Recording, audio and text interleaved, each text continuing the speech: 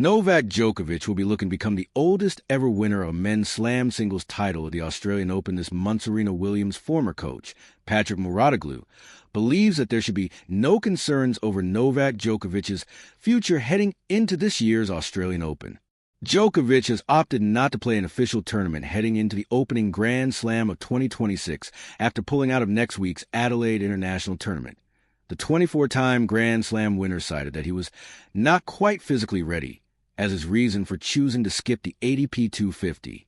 The Serb, who has not won a slam since the 2023 U.S. Open, will now jet out to Australia, having not played a competitive match since winning the title in Athens in November.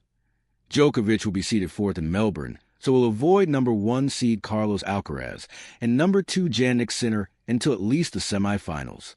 It is the last four where he came unstuck in 2025, having failed to go beyond that stage in all 4 slams last year, and there are concerns the 38-year-old may be edging closer to calling it quits after choosing to skip Adelaide, despite having had an off-season prepare for another grueling campaign.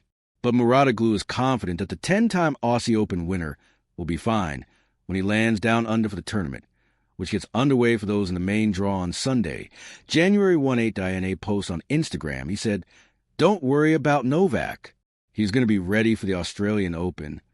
First of all, I understand that people were getting worried about Novak's future, considering that he just withdrew from Adelaide, but I don't think they should.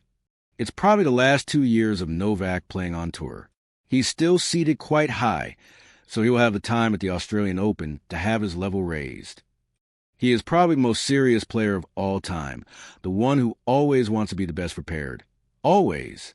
You have to remember that it's a 5-set event, and at his age, it's even more difficult to win a Grand Slam, of course, because of Sinner and Alcaraz, but also because it's challenging on the physical side.